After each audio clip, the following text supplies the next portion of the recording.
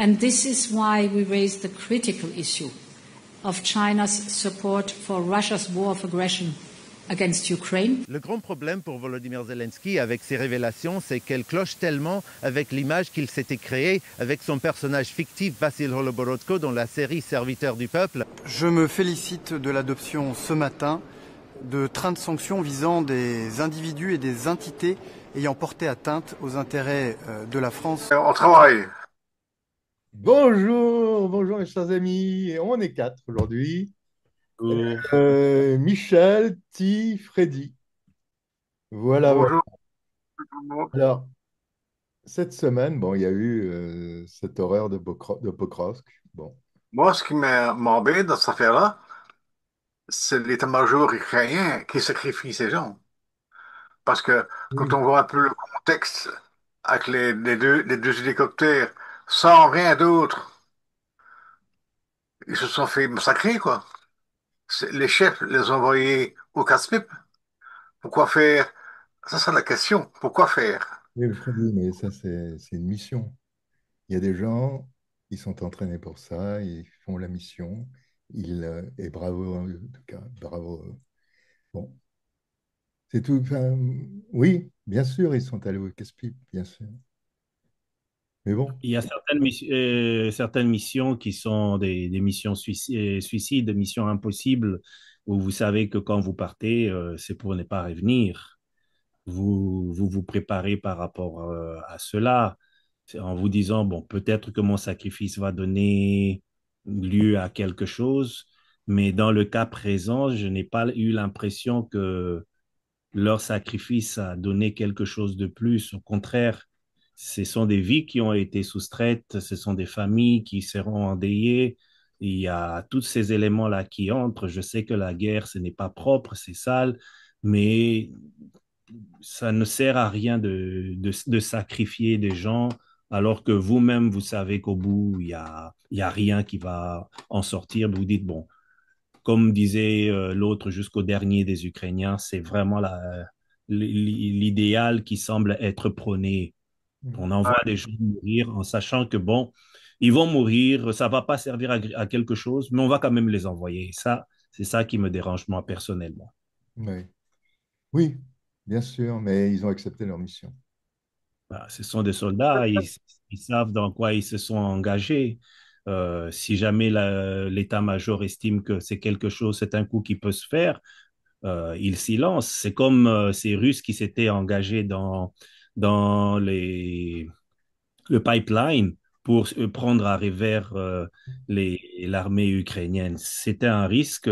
On pouvait très bien leur envoyer du gaz là-dedans. Ils risquaient de mourir une fois pour toutes. Ils ont pris un risque. L'état-major a estimé que c'était quelque chose qui pouvait se faire. À certains moments, ça donne des résultats. À d'autres moments, ça ne donne pas de résultats. Mais dans le cas présent, même si jamais ils savaient donner des résultats, c'était pourquoi? Pour garder la ville un jour de plus, quelques heures de plus? On fait pas ça. C'est Peut-être exfiltrer des pas. gens qui veulent.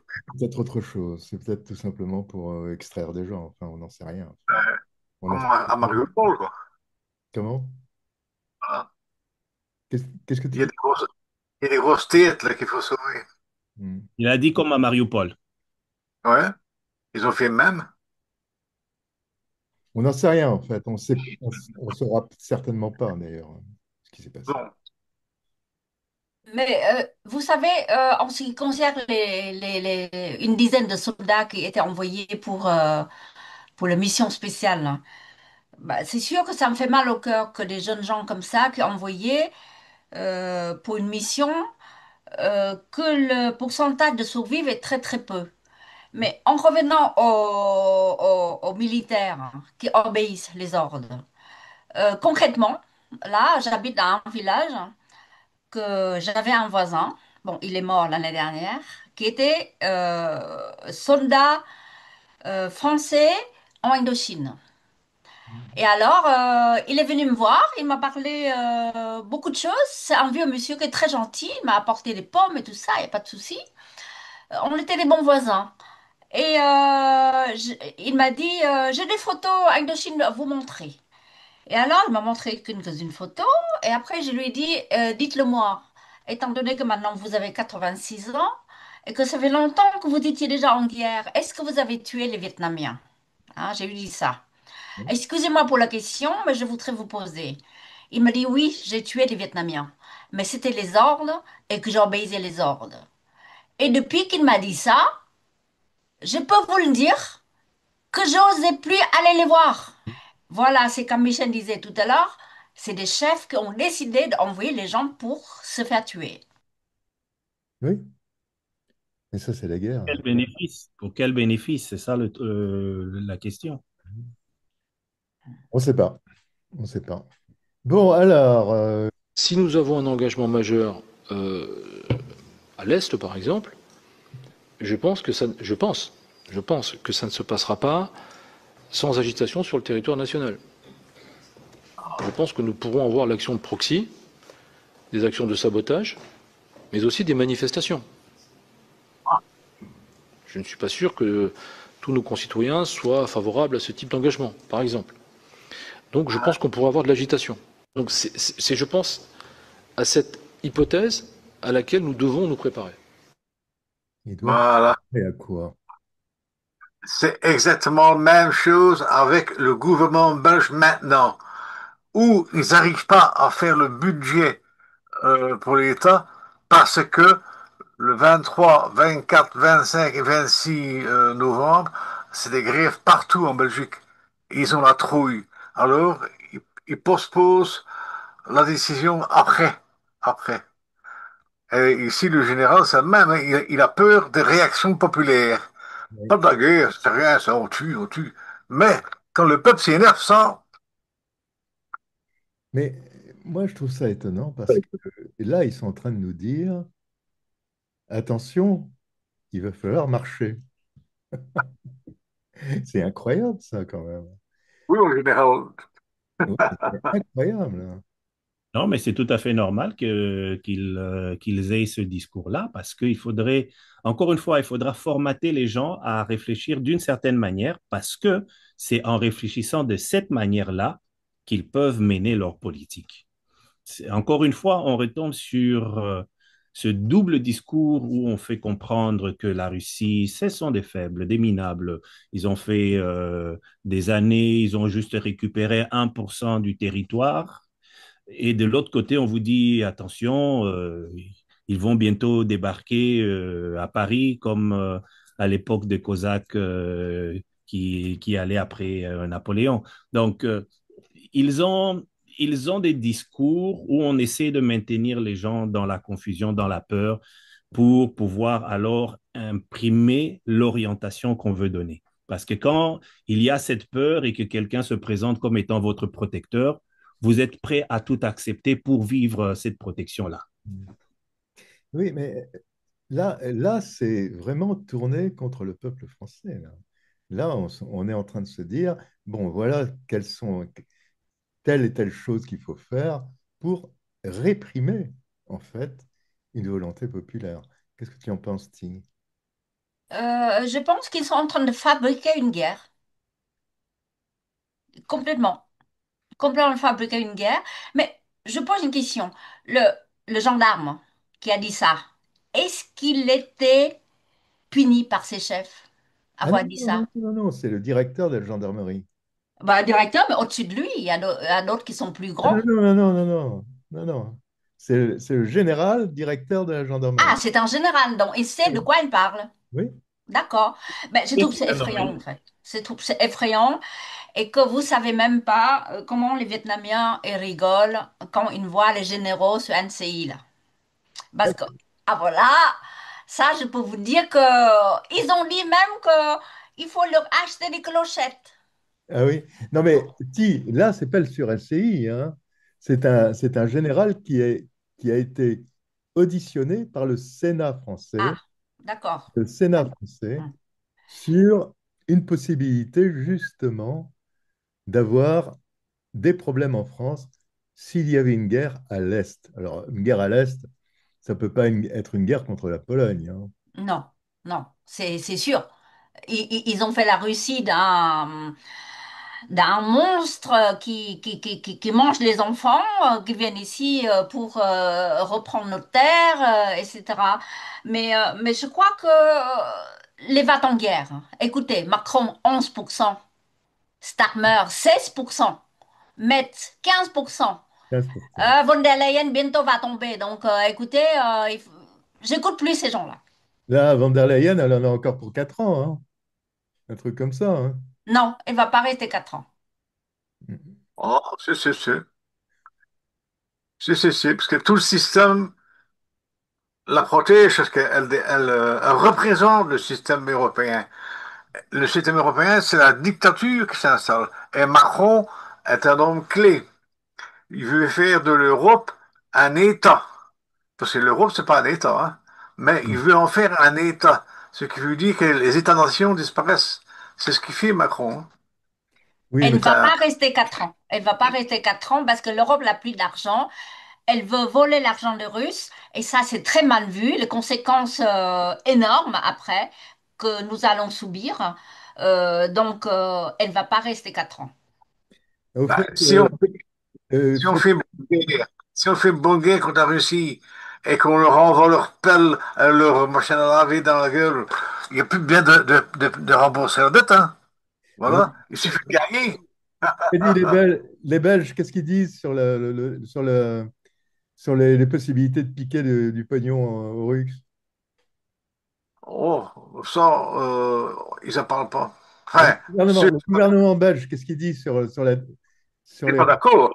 Oui. Parce qu'il y a la fiabilité si la Russie porte plainte aux instances internationales que c'est un vol, Hmm. alors la Belgique va devoir rembourser. Et la Belgique, c'est un petit pays. Et 200 milliards d'euros, le Premier ministre, il saute, hein. Mieux qu'en Belgique. Hop là. Oui, oui, pourtant les Européens s'étaient dit, c'est un bon plan la Belgique, on va leur laisser les dettes, et puis le jour où les Russes nous disent, ah non, non, on fera rien en Ukraine, remboursez-nous, et ben on se tourne vers la Belgique. Ça, c'était un bon plan. Notre Premier ministre, tiens, pour une fois, c'est pas un con quand même. Il a dit, oh non, non, non, pas pas tout seul, hein. Je vais bien faire, mais pas tout seul.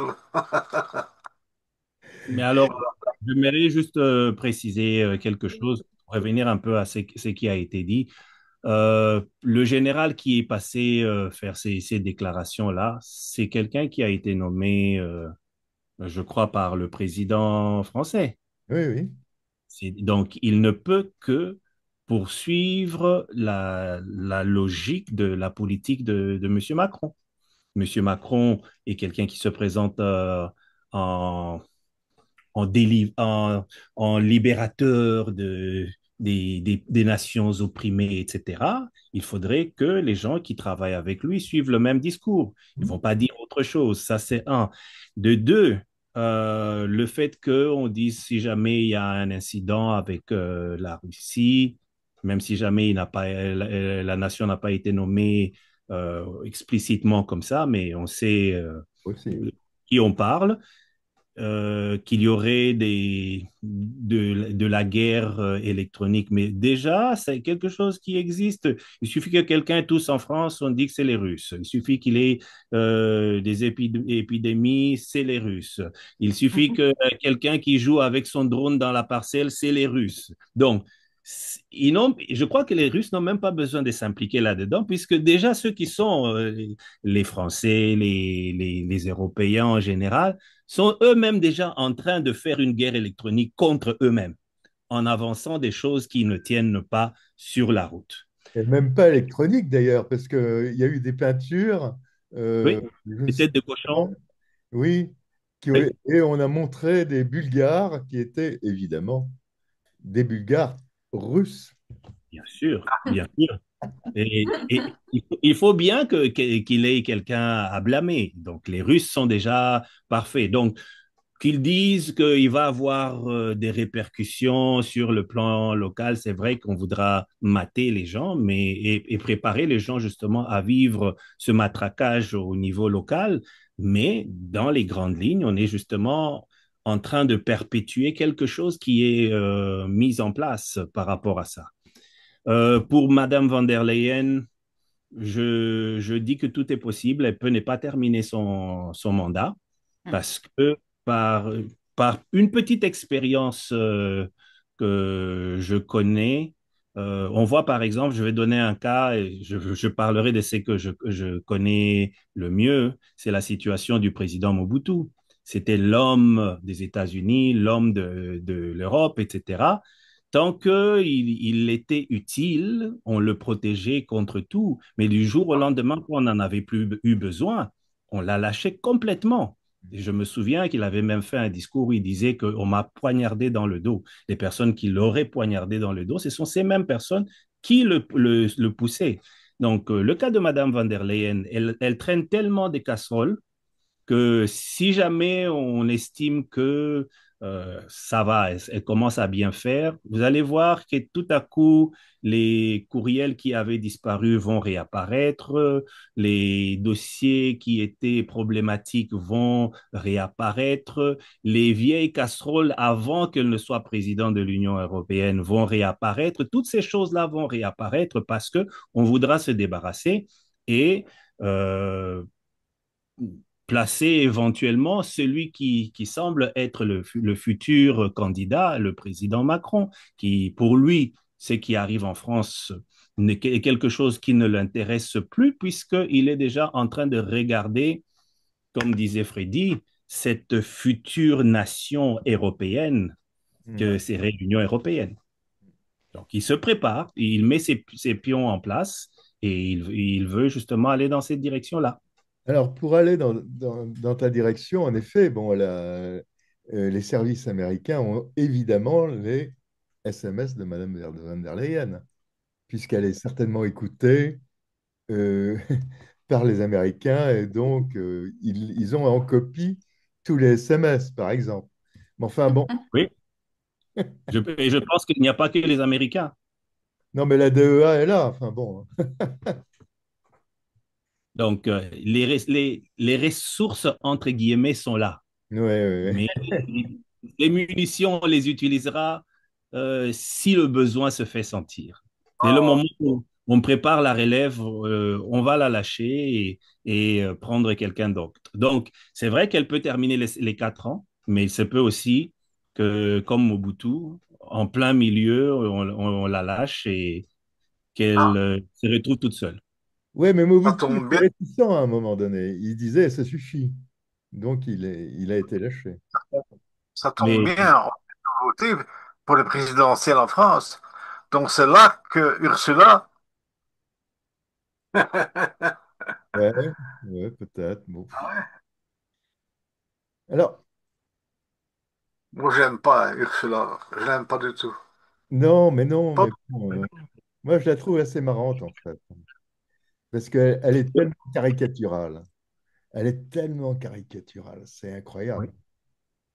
C'est Non quand seulement qu'elle est caricaturale, mais elle se donne des autorités et des rôles qu'elle n'a pas. il n'y en a pas, non? Et quand on l'attrape la main dans le sac, non seulement par un tour de magie, elle essaye de changer la direction des choses, et elle s'excuse même pas. Vous vous souvenez qu'elle était en train de dire combien son avion avait été ciblé par le brouillage des Russes, ça a pris 1 heure pour qu'elle puisse atterrir, etc. Quand on a fini par donner des informations que tout ce qu'elle racontait, c'était des contes à dormir debout, elle ne s'est jamais excusée. Elle n'a jamais dit, oh tiens, je me suis trompé, j'avais cru comprendre. Non, rien. Ce dossier-là est passé. Alors, à propos de l'Europe, moi, j'ai été sidéré Question, oui. ce Oui, matin. mais à quoi sert le Parlement? Le Parlement européen devant des constats pareils, il ferme sa gueule. Non. Alors, Non, il ferme pas sa gueule. Il parle et il ment. Parlement.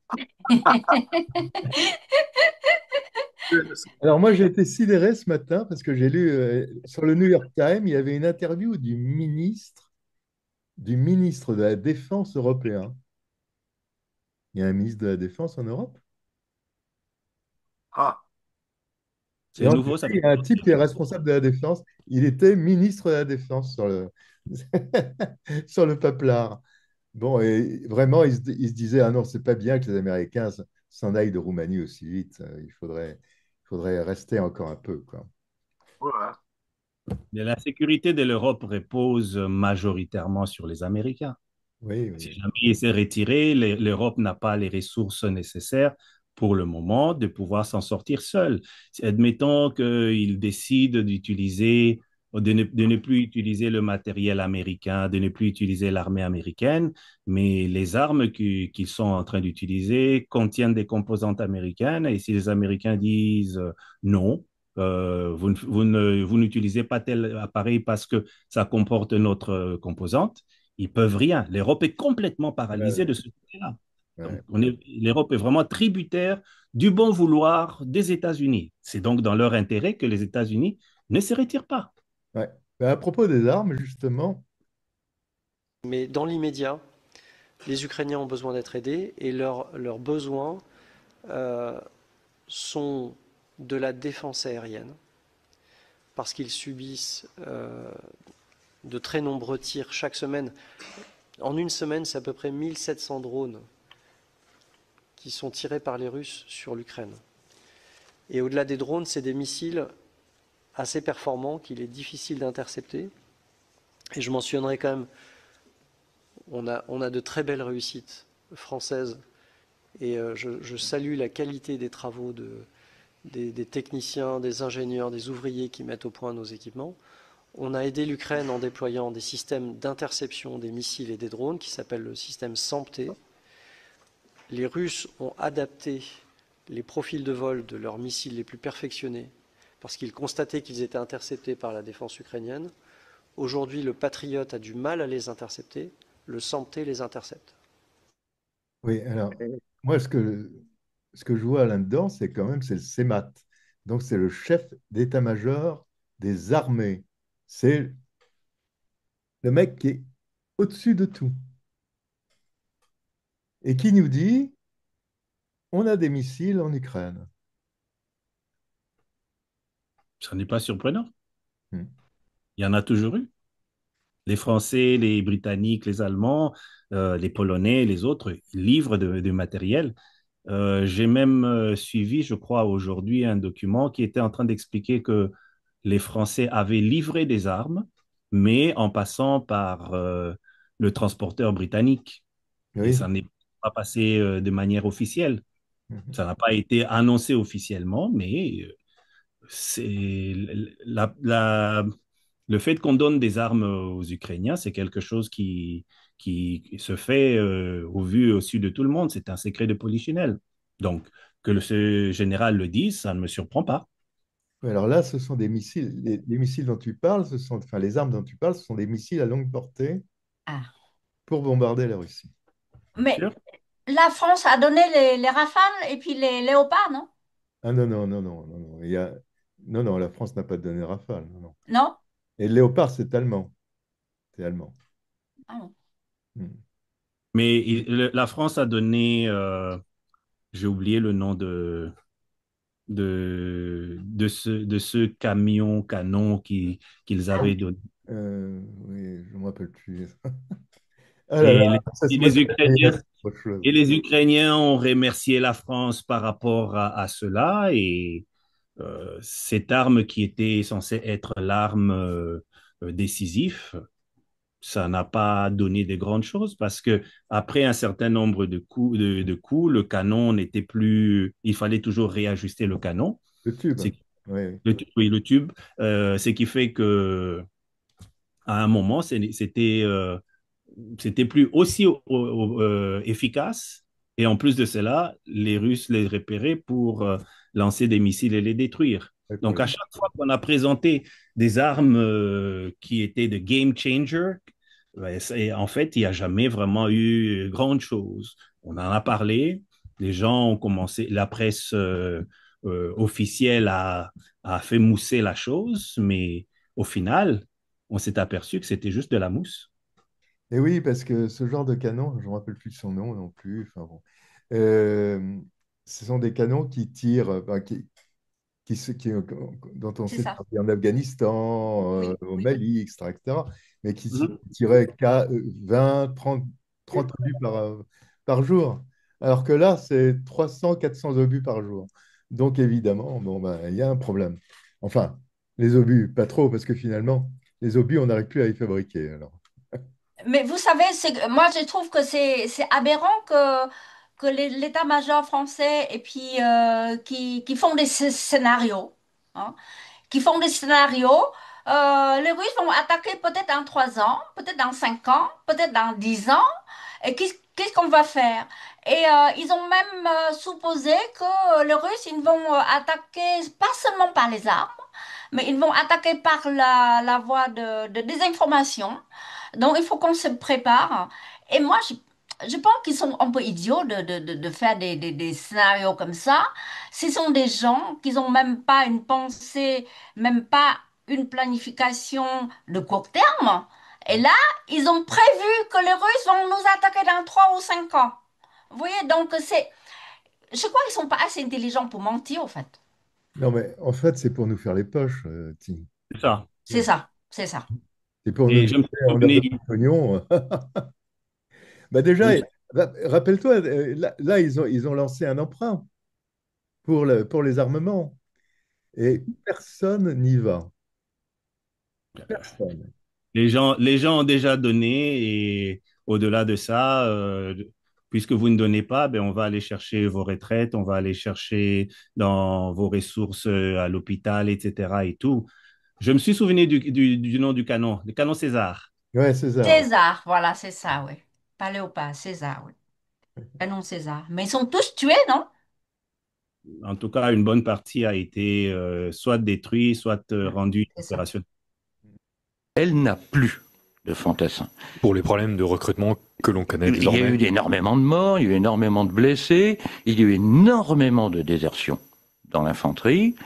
Et un certain nombre d'experts nord-américains estiment que sur 1000 kilomètres de front, il reste 50 000 fantassins seulement du côté ukrainien. C'est-à-dire proprement rien. Parce que 50 fantassins au kilomètre, on va dire, ah bah, ça fait un fantassin tous les 20 mètres. Bon, soit. Mais faut pas oublier que la guerre, ça dure longtemps, donc on travaille en 3-8. Hein, on fait des rotations, non pas de 8 heures en 8 heures comme dans une usine, mais mettons de 3 jours en 3 jours ou de 8 jours en 8 jours, mais c'est toujours en 3-8. Et donc, ça ne fait pas 20 hommes au kilomètre, ça en fait 6. Oui, problème d'homme, encore une fois. La démographie ukrainienne est vraiment, vraiment, vraiment sérieusement entamée. Et comme il y a de moins en moins de personnes valides qu'on peut envoyer au front, ben, on gratte sur les aînés Mm. qui ont déjà passé l'âge et on commence à gratter sur les jeunes. J'ai lu un article qui était en train d'expliquer qu'en termes de désertion, il y avait à peu près quelque chose comme 40 000 désertions par mois, Oui, oui. ce qui est énorme, ce qui est énorme. Donc, la situation de ce côté-là ne se présente pas vraiment très bien. Il n'y a pas de ressources, parce que les autres ressources, un canon, ça peut se remplacer dans plus ou moins un certain délai, mais une vie d'une personne, c'est pas aussi évident. Si jamais la vie est détruite, il faudrait une génération, 2 générations avant que des nouvelles personnes viennent. C'est d'ailleurs pour ça que les recruteurs, ils essayent de sauter sur toutes les occasions pour attraper les gens. Il Oui, y oui. a dernièrement l'histoire du garde-corps d'Angelina Jolie qui est en Ukraine, qui s'est fait arrêter et on est allé vérifier pourquoi lui, il n'est pas allé se battre. Oui. Mais Donc, vous savez, je pense que le peuple ukrainien, dans la résistance, cette résistance, elle n'est pas unie, en fait. Parce que, il y a beaucoup de déserteurs, beaucoup de gens qui ont payé pour ne pas aller au front, et Mm. puis il y a beaucoup de gens qui sont pro-russes. Donc, cette résistance, on dirait, elle n'est pas vraiment unie, quoi, en fait. Oui, enfin, une Ouais, résistance. Disons, il y a la répression aussi, hein. Ce régime ukrainien, c'est une dictature, hein, et ça service, hein, et pas un peu, hein. On a quelques exemples de ce qui se passe là-bas, Oui, mais Freddy, hein. Ouais. ils sont en état de guerre, donc oui, évidemment, ils ont les moyens de pouvoir serrer la vis. Dans tout État qui est en guerre, Donc, ils contiennent la résistance, ils écrasent, ils broient hmm. la résistance. Et les désertions, c'est normal. La façon dont ils recrutent les gens, excuse-moi, tu ne peux que créer des déserteurs, hein. Voilà. et maintenant, les recruteurs ont des problèmes parce que quand ils se présentent à certains endroits, comme dernièrement à Odessa, Ah, c'est oui. des gens qui sont venus. C'était pas juste une ou deux personnes, mais c'était un groupe des gens qui sont venus les mettre en mal. Je crois qu'il y avait trois camions, il y en a deux qui ont fui et le troisième a eu du mal à partir. Les gens sont fatigués. Les gens aspirent à la paix, les gens se disent est-ce que ça vaut vraiment la peine qu'on puisse continuer à vivre ainsi? Pour avoir vécu dans une zone où il y avait la guerre, vous n'avez plus une vie normale. J'ai vécu quelque chose de similaire et c'était encore, j'ai pas vécu des années, j'ai vécu quelques mois, mais tu n'as pratiquement pas le temps de dormir, tu n'as pratiquement pas le temps de vivre normalement, tu n'as pas le temps de planifier des choses à long terme parce que n'importe quoi peut arriver. Ce n'est plus une vie.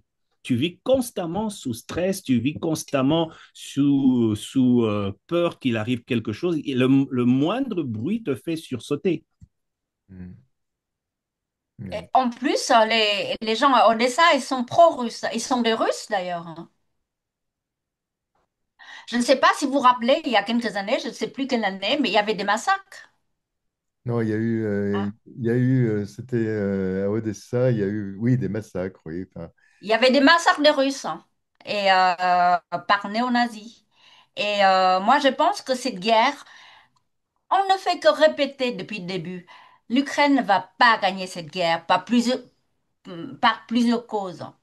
Donc, rien que les résistants n'est pas unis, les gens fuient, les gens ne font plus confiance à Zelensky. Zelensky qui tient son pouvoir, qui fait même pas d'élections, soi-disant qu'on ne peut pas faire des élections pendant la guerre. Il y avait des pays qui avaient la guerre et puis ils ont fait les élections. Et pourquoi ici il ne fait pas les élections? Parce qu'ils tiennent au pouvoir, parce que je pense que les milliards qu'on nous a donnés, on l'a donné à Ukraine, hein. Il y a la moitié qui sont dans les poches des politiciens. alors, les massacres dont tu parlais, Ti, ce sont des massacres qui se sont passés à Odessa, en effet. Enfin, ce sont des gens qui étaient groupés dans un immeuble. L'immeuble, on a mis le feu à cet immeuble, et les gens sont morts brûlés. Oui, C'était donc des russophones, je crois qu'il y en a eu 60 ou 70. 60, oui. Voilà. Oui. Et c'était au moment du commencement de volonté d'indépendance du Donbass. Russia will remain a destabilizing force in Europe and the world. And Russia is not alone in its efforts to undermine the global rules. As you know, it is working with China, with North Korea, with Iran and others. They are increasing their defense industrial collaboration to unprecedented levels. They are preparing for long-term confrontation. Mais alors moi, ce qui m'étonne dans cette histoire, c'est bon, je sais, bon, le, mais ça, c'est le type, c'est Mark Rutte qui dirige l'OTAN, mais l'OTAN, elle est dirigée par Donald Trump. Alors, on peut quand même se poser quelques questions sur qu'est-ce qui se passe? Est-ce que les États-Unis veulent la paix ou alors finalement ils n'en ont rien à foutre? Ils n'en ont rien à faire. Mais Philippe, ce monsieur-là, monsieur Route, là, c'est un perroquet. Ben voilà, oui, c'est ça. C'est un perroquet. Il ne fait que répéter des choses insensées. Et puis, en plus, il fait le jeu des Américains parce que c'est un vendeur d'armes, lui. Il ne fait que répéter ce qu'on lui dit à Washington. Oui, mais vous savez bien que Washington, une fois il dit blanc, une fois il dit noir. Donc, c'est celui-là, j'ai déjà entendu beaucoup de fois qu'il disait que nous sommes plus forts que les Russes. Ensuite, 3 jours plus tard, il a dit, oh non, non, non, non, on n'a pas assez d'armes, il faut acheter plus parce qu'on est trop faible contre les Russes. Et maintenant, il dit autrement, ce mec-là, c'est un idiot, en fait. Un idiot, peut-être pas, mais bon. Je n'irai pas jusque-là à dire que c'est un idiot. Disons que c'est quelqu'un qui, euh, qui doit rester dans les rangs et dire les choses qui sont attendues qu'il puisse dire, parce que s'il ne le fait pas, ben, il va se faire remplacer par quelqu'un d'autre qui le fera. Donc, il faut que le travail se fasse, pourquoi pas lui et au lieu de quelqu'un d'autre. Donc, il va être là, il va dire des choses, mais pendant que l'OTAN présente la Russie comme étant l'agresseur qui veut envahir partout, etc., et qui veut déstabiliser partout, mais pour reprendre une citation biblique, on voit la paille dans l'œil de l'autre et pas la poutre qu'il y a dans son œil. Mais le Kosovo, c'était pas l'OTAN par hasard? Non. La déstabilisation de la Libye, c'était pas l'OTAN par hasard? Et en plus de cela, Oh, ah si, et en plus de cela, oh, la meilleure, c'est celle-ci. On dit que la Russie menace l'OTAN. Mais si on regarde bien, c'est l'OTAN qui s'est le plus en plus rapproché de la Russie. qui entoure la Russie. Oui. Et au départ, quand il y avait des accords, c'est vrai que ça n'était pas écrit, ce n'était pas signé, etc., mais il y avait des accords tacites qui expliquaient que l'OTAN n'allait pas s'étendre. L'OTAN s'est étendue, c'est l'OTAN qui se rapproche de plus en plus de la Russie. Si demain, il devait y avoir un incident, le temps que les missiles qui seraient en Finlande, en Ukraine, etc., et tout, ça prendrait peu de temps pour atteindre les territoires russes. Ils sont là. Les Français, les Américains, etc., seraient vraiment loin de ce qui pourrait arriver. Je comprends que la Russie se dise non, je ne peux pas rester comme ça. Je comprends que la Russie développe une technologie qui dit OK, ça vous prendra 5 minutes pour que vos missiles atteignent nos villes, pas de problème. Nous aussi, on va développer une technologie. Même si vous êtes très loin, ça prendra aussi 5 minutes pour vous atteindre. Ouais. Et c'est pour restaurer un peu cette balance de la peur. Quand je sais que la personne en face de moi est en mesure de me faire le même mal que je compte lui faire, je regarderai par 2 fois avant de l'attaquer. Michel, Oui. les Américains, hein, si j'ai bien compris, ils veulent s'étendre l'OTAN, je ne sais pas jusqu'où où. Alors, quand Biden était là, je me souviens encore, il a formé une coalition de 4 pays en Asie, hein, face à la Chine. Il me semblait, dans les 4 pays, il y avait, je crois que le Japon, Australie, Philippines, je crois, et Taïwan. Alors, il voulait aussi faire quelque chose comme l'OTAN en Asie. Mais la Chine a dit stop. Voilà, c'est pété. Oui, Maintenant, ils font même plus de réunions, ces 4 pays. Donc, ici, l'OTAN prospère parce qu'on a une bonne idiot au pouvoir et puis qui font obéir aux Américains, au doigt et à l'œil. Le ministre des Affaires étrangères, il y a une semaine, qui disait bah, la Russie est très faible parce que pendant 1000 jours de guerre, ils ont conquis que 1% de territoire. Hein. Et il y a 4 jours avant, ils disaient que oh, les Russes sont trop forts, il faut qu'on fasse attention. Et là, je profite de vous dire aussi que j'ai des nouvelles de mes amis en Pologne. Dans certains endroits en Pologne, dans les mairies, ils organisent des réunions de préventive. Qu'est-ce qu'il faut faire au cas d'attaque russe? C'est-à-dire qu'ils ont, oui, voilà. Donc, ils ont rénové beaucoup de caves, des caves,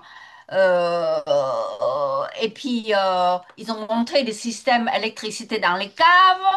Ils ont montré comment stocker le manger, etc., etc. Ces réunions ne sont pas obligatoires, mais il y a des gens qui viennent dans ces réunions. Donc, ils veulent fabriquer cette guerre. Et les Polonais, Macron, Tusk et tout ça. Mais moi, j'ai un seul espoir que ces gens-là, ils sont pas du tout populaires dans leur propre pays. Monsieur 11% chez nous, et là-bas, c'est Monsieur 15%. Ils vont tomber l'année prochaine. L'année prochaine, tous, la bande idiots, là, ils vont tomber dans l'eau. Voilà. Dis donc, Ti, est-ce que tu as reçu ton manuel pour la guerre nucléaire? Non, non. Et moi non plus. C'est bizarre. J'allais justement vous poser la question à ce sujet-là. Eh bien non. Alors, je ne sais pas où est passé l'argent. À mon avis, il a dû être étouffé par autre chose. Enfin bon. Est-ce qu'on Aux sait États- de quelle somme on parle? Hein? De quelle Est-ce qu'on somme? sait de quelle somme on parle pour la fabrication de ces kits de survie, la diffusion, etc. Quel était le budget qui était prévu? Est-ce que c'est connu? Il y a quand même 50 millions d'exemplaires, un minimum. Donc, je ne sais pas. Enfin bon, ça doit coûter quand même. Bon, Surtout, vu l'efficacité des conseils qui sont donnés, en oui, cas d'attaque nucléaire, fermez la porte et la fenêtre. Vous serez tranquille. mettez-vous sous le lit. Oui, Mettez une couverture de survie. définitivement. C'est pour ça qu'on appelle ça un kit de survie. Oui. Dis Ou donc, alors, carrément mieux, présenter le kit face à l'assaut qui vient. Mais soyons sérieux, une question Freddy, très sérieuse. vous avez Jusqu'à pas un quand le manuel? cirque Pardon. encore dure? Jusqu'à quand ce cirque? Voilà. Freddy, vous n'avez pas un manuel en Belgique pour les attaques nucléaires russes? à ma connaissance, à Manuel, non. Par contre, nous avons un ministre de la Défense de top, comme ça, hein. Ah Il a bon? dit, si la Russie attaque Bruxelles, nous allons raser Moscou. Ah oui, c'est vrai. Il a dit ça.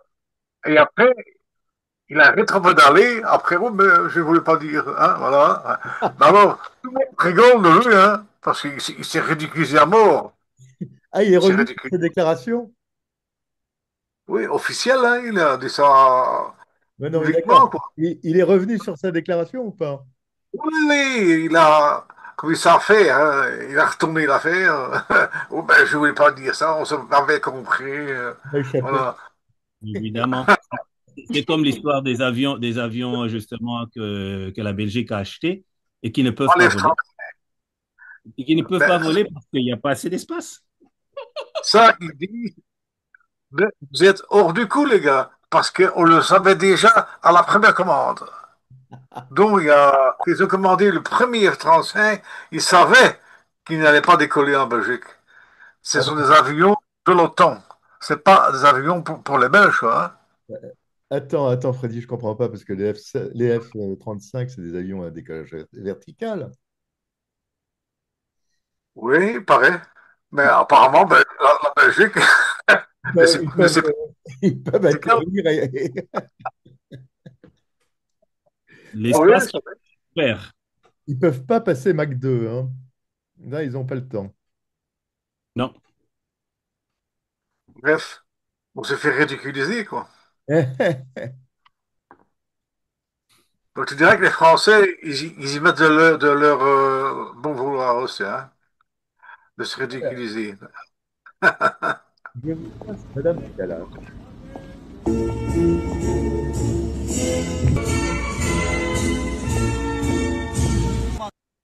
C'est en Bosnie-Herzégovine, près de Sarajevo.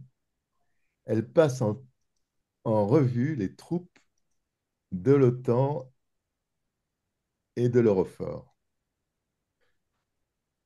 Alors, la Bosnie-Herzégovine, comme vous le savez, bon, ça a été bon, il y a eu de vrais problèmes pendant la guerre. L'OTAN a imposé la paix via Dayton, avec un traité qui s'appelle le traité de Dayton, qui a séparé le pays en deux entités. En fait, il est séparé en trois. Il y a les Croates, les Bosniaques musulmans et les Serbes. Bon. Et là, ça ne va pas du tout. Ça ne va plus du tout. Et Madame Callas, donc, du coup, elle arrive, elle passe en revue les troupes de l'OTAN. Eh oui, qui imposent la paix. Quelqu'un veut dire quelque chose là? moi, je ne supporte pas cette fille. Hmm. Je, je ne supporte vraiment pas. Et là, j'étais très contente parce que mes compatriotes, ils ont fait un dessin de cette dame. Oui. Oui, de cette dame, caca, là. Et ils ont fait un dessin avec un petit poème qui est très rigolo. Ils ont dit que c'est comme une petite fille qui Oui. dit montrez-moi qu'est-ce que ça veut dire un Kalachnikov.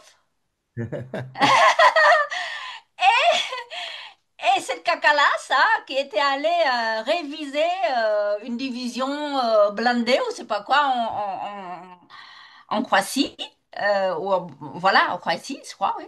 Et voilà, donc, mais franchement, cette jeune femme-là, je la supporte pas parce que c'est une perroquet aussi. Elle est aussi perroquet que Marc Rutte. Alors, Madame Callas, il y a un très bon article dans le Monde diplomatique que je vous recommande sur Madame Callas. Est-ce que c'est le docteur Folamour? Oui. Ah oui, je l'ai cité. Parce que c'est vrai, elle est invraisemblable quand même. Pour une diplomate, bon, elle n'est pas très diplomate avec la Russie, hein. Non. Pour être diplomate, il faudrait déjà avoir ce désir de trouver une manière d'arriver à une certaine solution. Elle, elle ne cherche pas des solutions euh, arrangées, elle cherche à imposer des solutions. Et ça, ce n'est pas de la diplomatie, c'est de la dictature. Oui. Donc, la grande copine de Ti et Tatiana, Madame Callas, euh, elle n'est pas là pour vraiment discuter en termes de diplomatie, en termes de recherche de voies et moyens pour trouver des solutions qui arrangeraient tout le monde, qui permettraient à chacun de tirer quelque chose. Non, elle est là. J'ai plus l'impression que elle et comme d'autres personnes sont là pour tirer une revanche vis-à-vis de la Russie qu'on assimile à l'URSS de l'époque. Et donc, les vieux ressentiments qu'on avait vis-à-vis de l'URSS, comme aujourd'hui, la Russie, c'est ce qui reste de l'URSS, ben, on le déverse sur la Russie. Il y a ces genres des petits enfants, des descendants des anciens nazis, des personnes qui ont été dans l'entourage des autorités qui étaient contre la Russie. Ils sont en train d'essayer de régler des comptes que leurs parents ou leurs grands-parents n'ont pas pu régler. Donc, Michel, bon, vous avez dit que c'est ma copine. Oui, c'est ma copine. Mais comment mhm, peut-on l'aimer, cette bonne femme, étant donné qu'elle a fait beaucoup d'argent en Russie? C'est son mari qui a fait beaucoup d'affaires avec la Russie, qui mhm. s'enrichissait. Un petit pays de 1,3 million d'habitants qui se prend pour premier puissant du monde, qui a aucune notion d'histoire, qui a aucun langage diplomatique. Comment peut-on respecter une bonne femme comme elle? Moi, je la déteste. Et alors, moi, je trouve ça très étonnant quand même que l'Europe se soit placée comme ça contre, enfin, vraiment adversaire de la Russie, alors que son rôle, c'était justement, dans ce conflit, d'essayer d'apaiser les choses et d'essayer d'être diplomate et pouvoir avoir une diplomatie avec la Russie qui apportait quand même pas mal de choses à l'Europe, en particulier à l'Allemagne, et puis essayer d'arriver à la paix. Mais il y a plus de diplomatie en Europe Non. et en France. Alors, On part du principe que la Russie, c'est quelque chose c'est un pays qui doit être démantelé, doit être démembré, parce que il représente quelque chose qu'on a nécessairement du mal à combattre. Un pays qui a des potentialités que beaucoup de pays de l'Union européenne n'ont pas, qui peut avoir une forme d'autonomie que plusieurs pays ne peuvent pas avoir Il y a ce vieux projet qui date déjà des Américains où il fallait démembrer le pays en plusieurs morceaux. Donc, on part toujours de ce principe que on va les démembrer, etc. Mais c'est Madame Callas et les autres sont justement en train de développer, de continuer, de perpétuer une politique qui n'est pas à l'ordre du jour, qui n'est pas réaliste. Il y a plus le même support des Américains, il n'y a plus la même configuration. La Russie de la chute du mur de Berlin et la Russie d'aujourd'hui, ce sont complètement deux pays différents, même si jamais on parle du même pays, mais ils n'ont plus les mêmes configurations, ils n'ont plus les mêmes envergures, ils n'ont plus les mêmes visées. Quand on est en train de lire un manuel qui date des années 60 et qu'on veut appliquer en 2025 des politiques qui étaient valables dans les années 60-70, c'est clair que quelque part, on se retrouve déphasé. Et le drame, c'est que si on ne s'en aperçoit pas, on a l'impression qu'on est dans le bon. C'est comme le petit chihuahua qui est en train d'aboyer devant un chien danois qui est beaucoup plus grand, qui peut d'une seule morsure l'avaler. Mais tu vois le petit chien là qui vient, qui aboie pour dire je suis fort, je suis capable, etc. Alors que. Moi, il y a un truc que je ne comprends pas. Justement, j'écoutais une interview sur Antithèse d'un diplomate suisse, donc, qui disait, mais moi, je ne comprends pas, l'Europe, elle pourrait aider l'Ukraine, mais en même temps, elle pourrait euh, avoir une politique de diplomatie. Enfin, ça, c'est pas. Et il disait la chose suivante, il disait, mais nous étions vraiment, au moment de la guerre froide, on était comme ça avec l'URSS, mais on continuait à parler. Et là, on ne parle plus avec les Russes. Ça, c'est complètement fou. Et du coup, qui parle avec les Russes? Eh ben, c'est Trump. Eh oui. Et ça marche avec Trump. Et c'est pour ça que, officiellement, quand on est en présence de Trump, on lui dit non, Daddy, vous avez eu raison, on est là pour vous supporter, etc. Mais quand on est loin de lui, on entretient des genres du discours. Mais moi, j'irai voir Monsieur Trump, je lui dirai, ce n'est pas toi. Ça, c'est ce cher président Macron qui allait expliquer qu'il allait infléchir la pensée de Trump. Donc, il y a toujours ces deux discours. Le seul problème, c'est que on semble ne pas réaliser que la Russie, ce n'est pas un territoire qui un jour dira, tiens, bon, j'ai des voisins qui me sont néfastes, tiens, je vais me déplacer, je quitte ici, je vais aller m'installer ailleurs. Le territoire restera toujours là, la population restera toujours là. Qu'on le veuille ou pas, à un moment, il faudrait interagir avec cette population-là.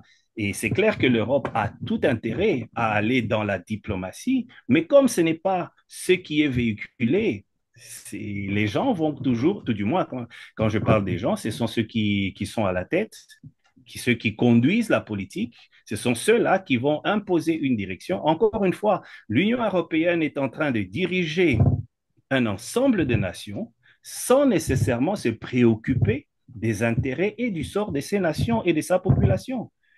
Ce super État qu'on veut créer est quelque chose qui est néfaste pour les différentes nations qui font partie.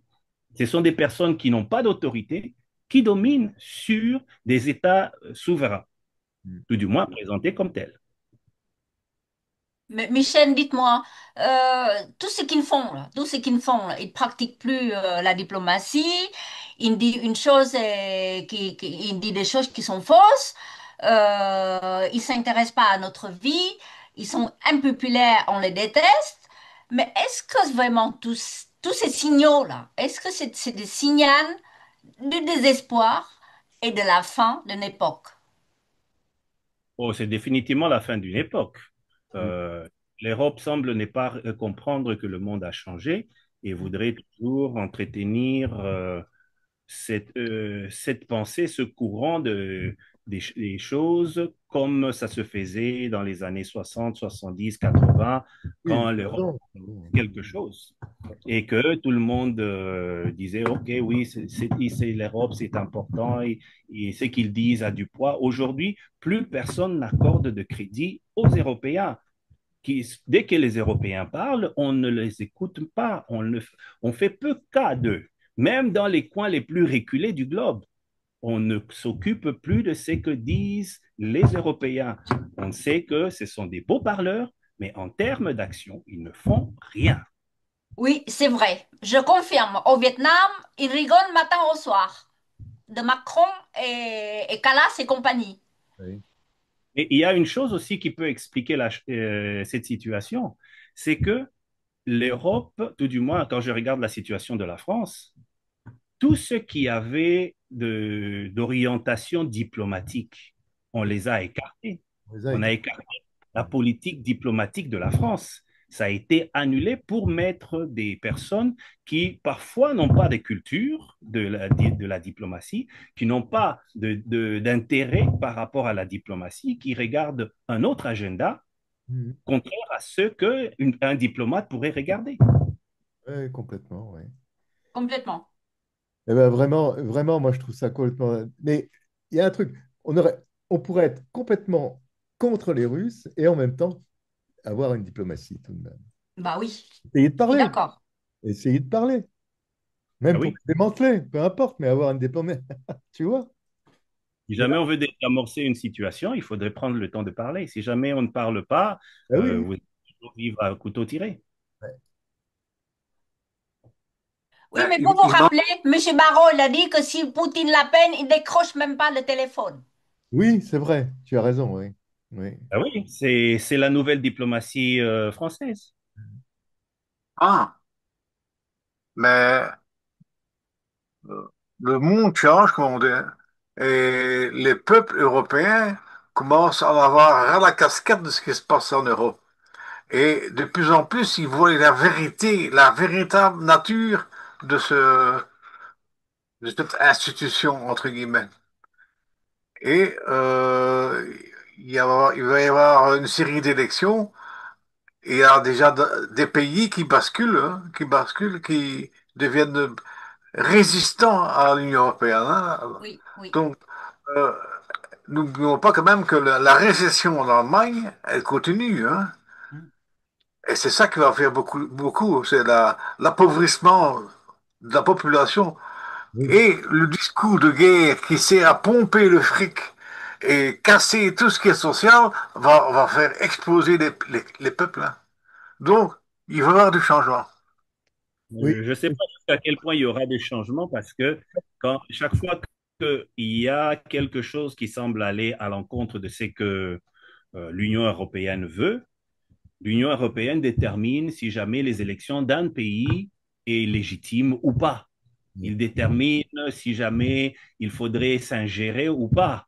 Et quand les Russes disent quelque chose, c'est de l'ingérence russe. Quand la France, l'Allemagne ou l'Angleterre vont s'impliquer dans les élections d'un autre pays, ça n'est jamais de l'ingérence.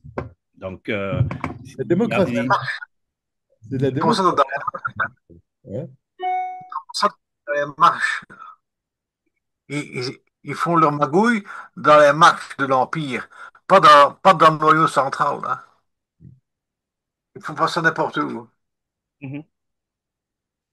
Hop.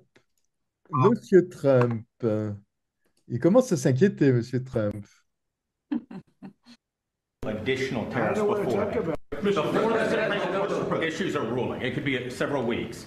Are you going to lay out any new additional tariffs before? I don't want to talk about it. I'm going to hope that we win. I can't imagine that anybody would do that kind of devastation to our country. You know, we'd have to pay back trillions of dollars. We've taken in trillions. We haven't taken in billions. We've taken in trillions of dollars. We've made trade deals based on that give us, as an example, European Union, $950 billion. Japan, $650 billion. South Korea, $350 billion. Without this, we're not talking about that kind of money. And they're okay, they're satisfied, they love us. I just left. They all love us. So it's not like we're such bad people. But they were doing it to us until I came along. Ils nous aiment tous. Bien sûr. comme on aime les personnes qui viennent vous intimider dans la cour de récréation. Il commence à s'inquiéter quand même, hein. Il se dit, oh là là, des, bi- des milliards de dollars. Oui, il est en train, encore une fois, il est en train de citer des pays sur lesquels il a un ascendant, sur lesquels il a un certain pouvoir. Il a cité l'Union européenne, il a cité le Japon, il a cité la Corée du Sud, il n'a pas cité la Chine, par exemple. Il n'a pas Ah cité non. la et là, même ici chez nous au Canada, on commence petit à petit à essayer de se retirer de cette emprise-là. Donc, il y a des pays sur lesquels, dès qu'il brandit son jouet des tarifs douaniers, tout le monde panique, tout le monde tremble. Il y en a d'autres qui le regardent, qui disent, OK, dès que tu auras fini de faire joujou avec ton bibelot là, on pourra ensuite parler. Il y a des pays comme l'Inde, comme la Chine et le Brésil.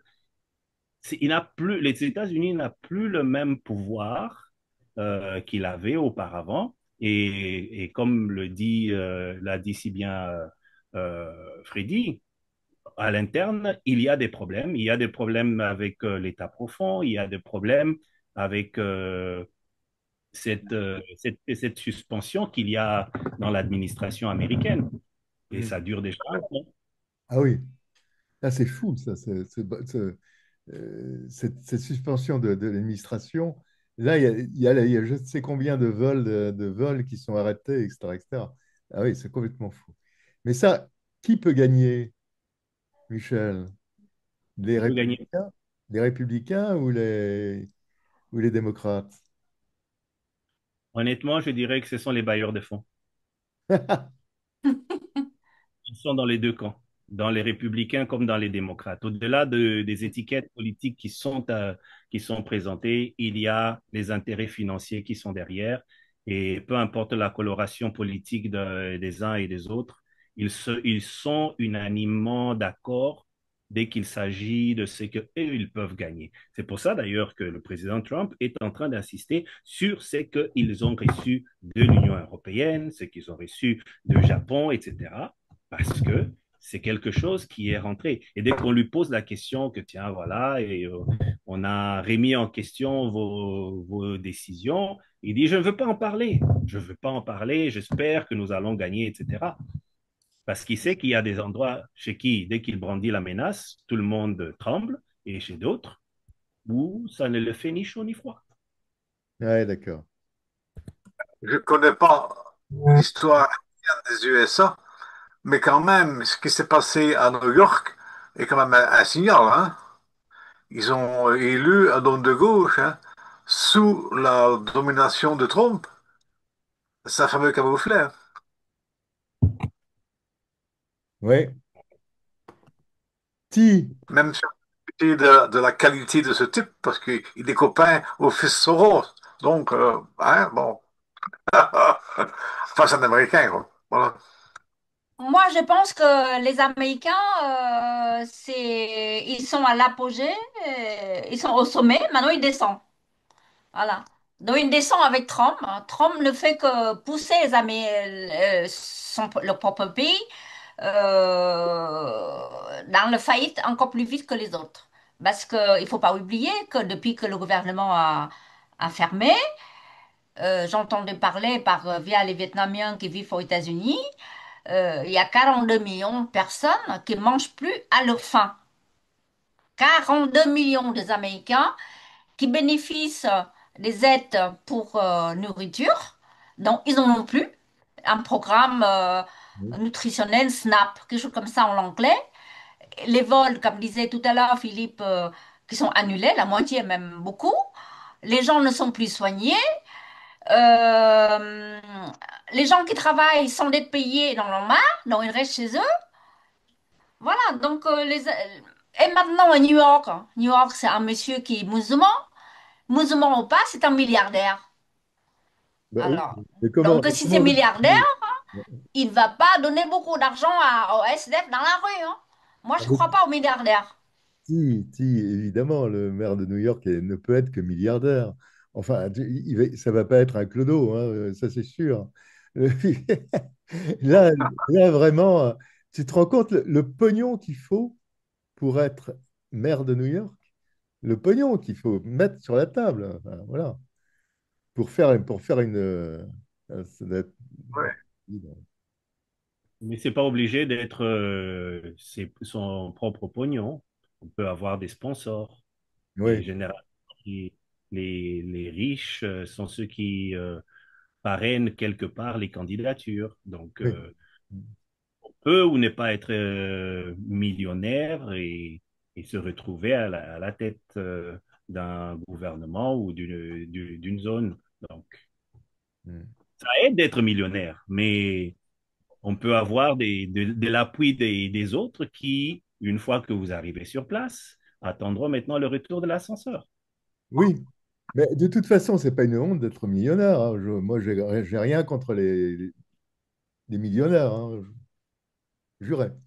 Il y a de ceux qui ont fait leur million de manière décente, en travaillant, en mettant les choses en place, mais il y a d'autres qui se sont fait des millions en tuant, en marchant sur des personnes. C'est vrai que j'amène ici une dimension morale, mais comme dit un vieux proverbe, l'argent n'a pas d'odeur, hein. Si jamais ça vient de l'argent que je tire de la mort de certaines personnes, c'est de l'argent et ça me permet à moi d'être bien, tant pis pour les autres.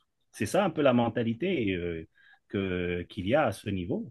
C'est pas pour rien que dans le langage populaire, on les appelle des requins. Le requin se préoccupe de son bien-être. C'est qu'est-ce que je vais manger aujourd'hui? Est-ce que ça va être un surfeur? Est-ce que ça va être un poisson? Je ne sais pas, mais je vais manger. Well, look, we had a tremendous meeting, as you know, with President Xi in China, and my doctrine would be denuclearization because we have enough nuclear. We're number one, Russia's number two, China's number three, way behind, but they'll be even in 4 or 5 years. They're, working overtime on nuclear weapons. I think that denuclearization would be a great thing. We could blow up the world 150 times. There's no need for this. So I really think we're going to have. I've spoken to President Putin about it. I've spoken to President Xi about it, and everybody would like to spend all of that money on other things, people that really, things that can benefit people now.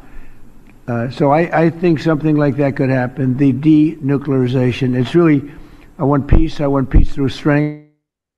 Oui, ça, le reste, on connaît. Mais Là qui vient d'annoncer les essais nucléaires, excuse-moi, hein, non, mais hein? justement, c'est après l'histoire. Ben, ils pouvaient pas faire d'essais nucléaires, de toute façon, c'était pas possible. Il fallait faire au moins 2 ans de préparation pour faire des essais. Et puis bon, ça servait à rien. Je crois qu'il s'est trompé. Je crois que, enfin bon, Ils se oui, trompent tout le temps. euh, Oui. tu avais l'air un peu.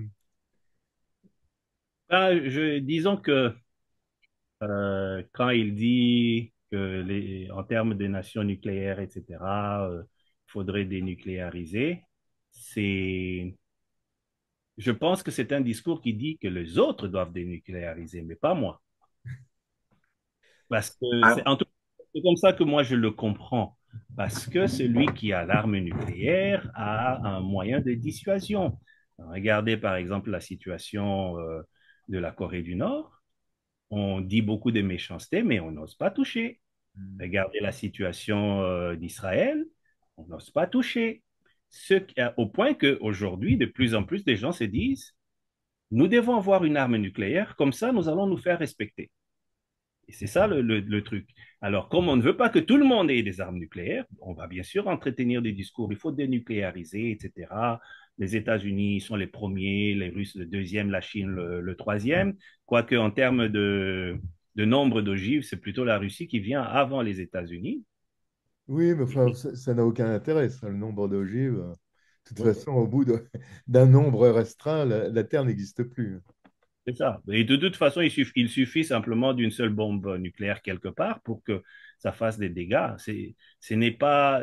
Déjà, quand on voit ce qui s'est passé à Nagasaki et Hiroshima, les dégâts que ça a causé jusqu'à aujourd'hui. Les armes nucléaires de nos jours ont plusieurs centaines, peut-être des milliers de fois plus d'impact que ces bombes-là qui ont terrifié le monde, qui ont plongé le monde dans l'horreur. C'est d'ailleurs pour ça que jusqu'à ce jour, il n'y a que les États-Unis qui aient utilisé l'arme nucléaire. Aucune autre nation dans le monde ne l'a utilisée.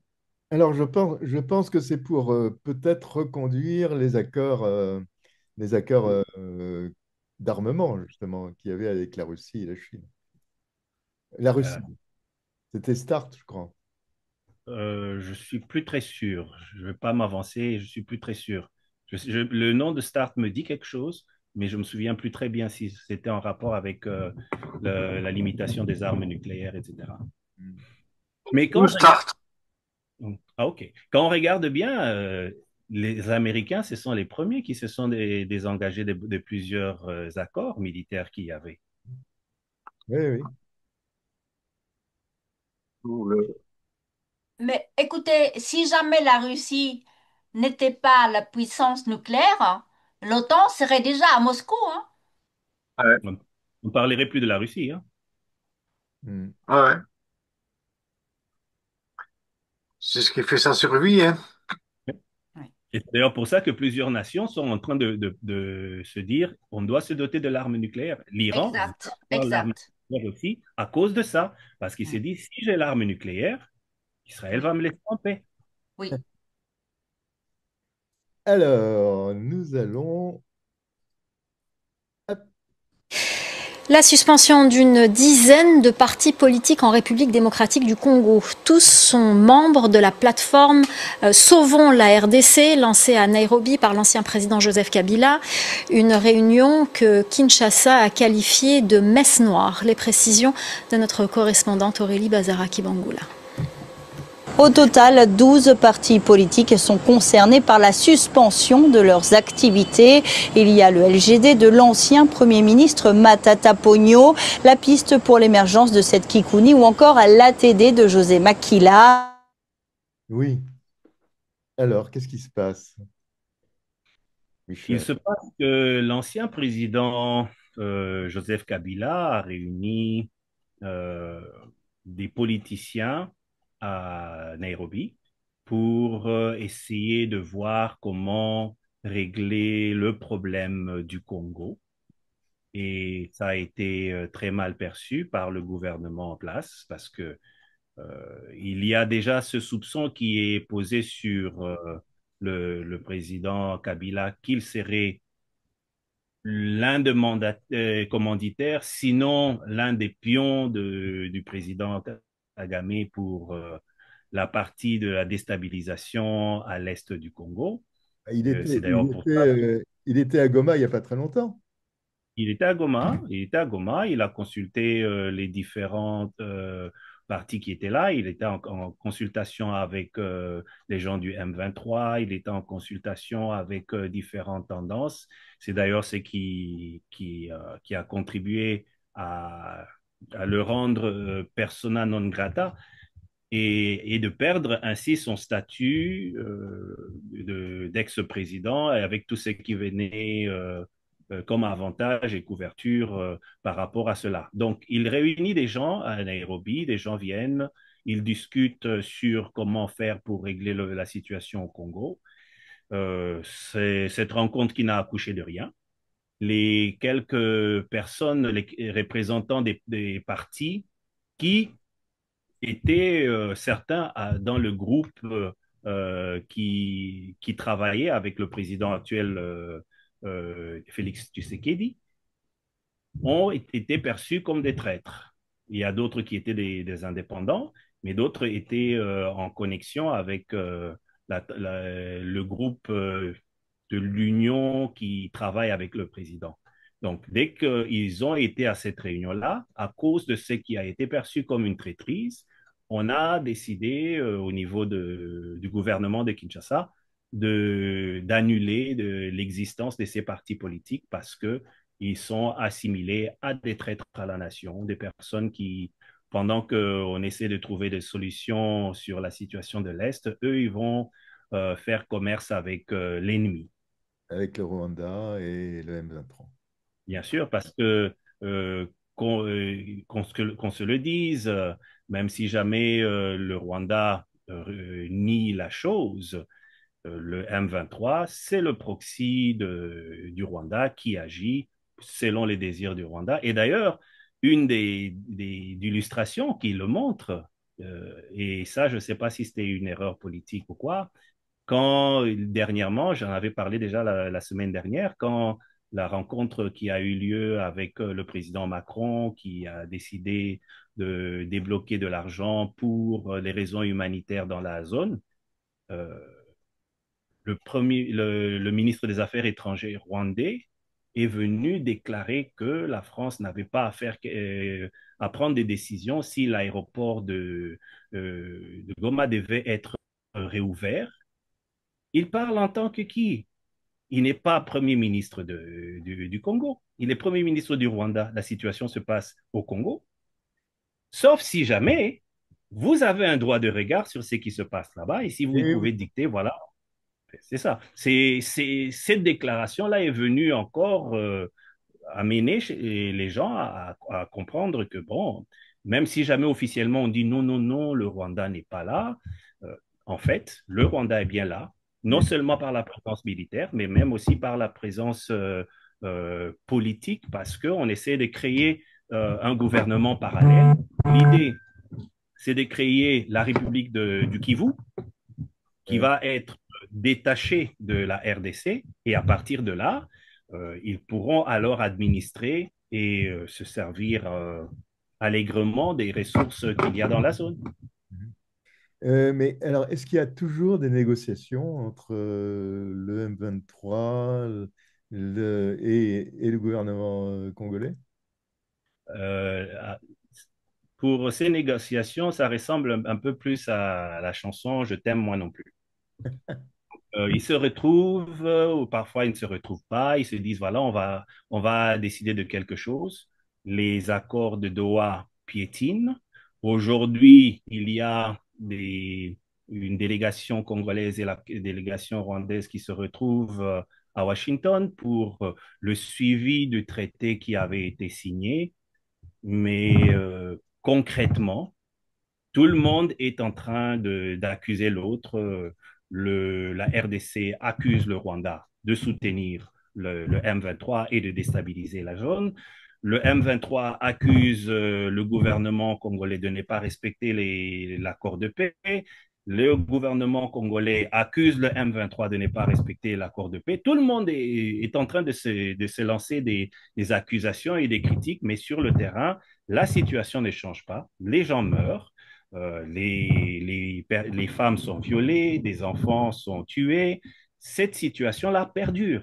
Donc, ils sont en train juste de faire un bal des maudits, mais sur le terrain, il n'y a aucune solution concrète qui sort. Et je ne sais pas si vous avez remarqué, on ne parle plus de cette histoire, de cet accord de la paix, parce que à chaque fois, bien qu'on l'ait évoqué, bien que ça a suscité de l'espoir, concrètement sur le terrain, il n'y a rien. Il n'y a rien. Michel, j'ai une petite question. Est-ce que les Chinois, ils font toujours les affaires là-bas? Les Chinois font des affaires. Les Chinois font des affaires avec tout le monde. Oui, mais dans ce cas-là, quelles sont les relations entre la Chine et le gouvernement? La Chine et le gouvernement ont plusieurs accords. Il y a certains projets qui déjà dataient de l'époque du président Kabila. On appelait ça le projet de 5 chantiers, où il fallait s'occuper de réinstaurer l'infrastructure, de réinstaurer différentes choses. Il y avait 5 gros plans qui étaient à l'ordre du jour. Je ne me souviens plus exactement des autres. Il y avait il me semble qu'il y avait le barrage sur le Zaïre. Ça faisait partie justement des infrastructures, etc. Mais concrètement, l'idée c'était, on vous fournit les services et les infrastructures dont vous avez besoin, mais en contrepartie, nous prenons les minerais. Il s'est avéré que des minerais ont bien et bien été pris, mais que des contrats qui étaient signés avec la Chine n'ont pas été honorés dans certains points. Et c'est d'ailleurs pour ça qu'il y a un suivi qui a été organisé. On a soulevé le sujet pendant un moment, puis après, tout est retombé, on est retombé encore dans le silence. Donc, oui, la Chine, comme un peu partout en Afrique, a des contrats avec différentes nations, mais la Chine est en train de s'occuper de ce qu'ils peuvent tirer de ces accords-là. C'est leurs intérêts à eux. Et donc, pour que ça marche bien pour eux, ils doivent être en paix avec tout le monde. Ils sont en paix avec les Congolais, ils sont en paix avec le Rwanda, ils sont en paix avec les différentes, avec l'Ouganda.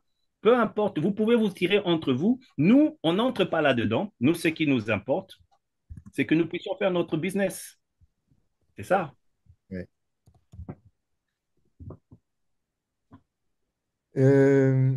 Bon, eh bien écoutez, je vous remercie.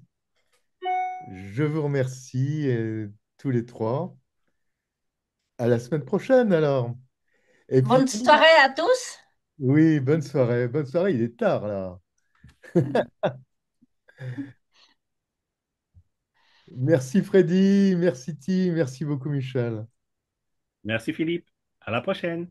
Au revoir. C'est moi qui